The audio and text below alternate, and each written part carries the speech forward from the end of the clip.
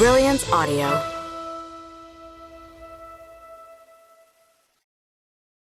Swan Light by Phoebe Rowe.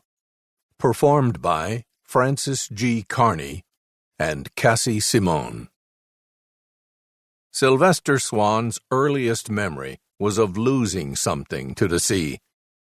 His mind filled in years later what must have come before that memory.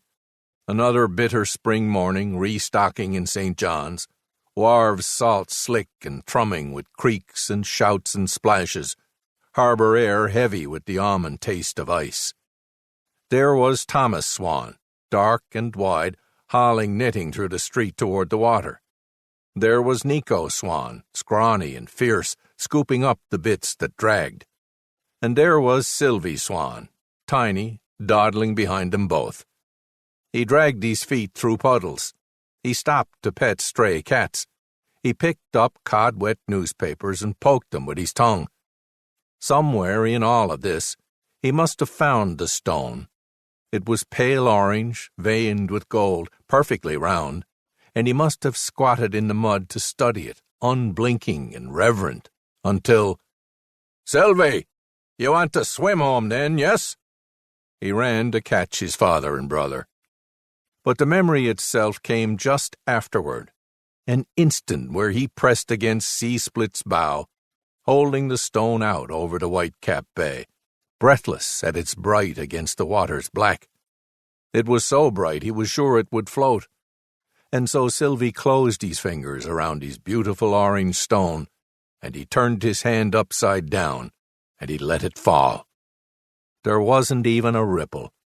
There was just the hiss of raindrops on the water, and the crying of the gulls, and the silence of the towering cliffs. Sea Split moving so quickly past them and into the harbor that he couldn't tell where the stone had vanished.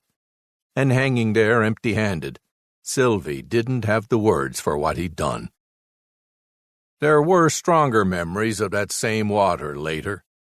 There was its solid presence through the kitchen window of their leaky little house, his mother's berry-stained hand soft on his own.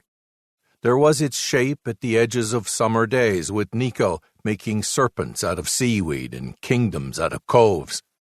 But now, as he looked out over the bay from the cliff high above, it was the orange stone that came back to him.